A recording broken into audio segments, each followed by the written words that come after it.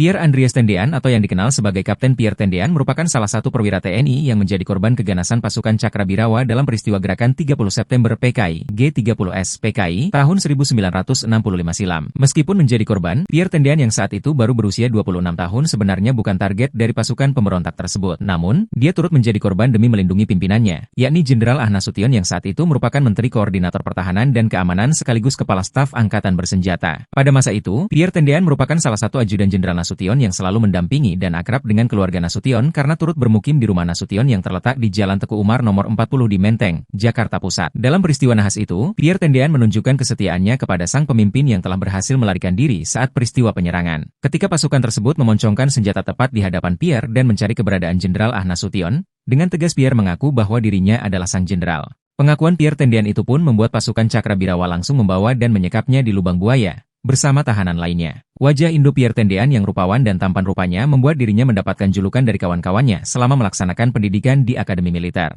Ketika berusia 23 tahun, Pierre turut berpartisipasi dalam operasi Dwi Kora Ganyang Malaysia. Dia dipercaya untuk memimpin pasukan sukarela gerilyawan ke negara Federasi Malaysia. Dia juga terlibat dalam operasi penyusupan dan sabotase. Prestasi gemilangnya itu pun membuat karir Pierre melesat hingga dipinang jendela Ahnas Sution untuk menjadi ajudannya. Pada malam G30S PKI itu, Pierre Tendean sedianya sudah mengajukan cuti libur untuk merayakan ulang tahun ibundanya. Namun, tugas sebagai ajudan yang cukup padat pada pukul 15 WIB pun membuat Pierre masih berada di Jakarta. Pierre Tendean terbilang akrab dan dekat dengan keluarga Jenderal Nasution, tidak terkecuali dengan putri bungsu sang jenderal, Ade Irma Suryani, yang juga turut menjadi korban dalam peristiwa penyerangan tersebut. Pierre yang kerap kali dipanggil Om oleh anak-anak Jenderal Nasution tanpa sengaja berfoto bersama Ade Irma Suryani pada 1 Juli 1965 di acara pernikahan adik Pierre, Rose Wiyati Tendean di Jakarta. Tak ada yang menyangka pula bahwa momen tersebut juga menjadi yang terakhir bagi Pierre dan keluarga sebelum diculik Cakrabirawa.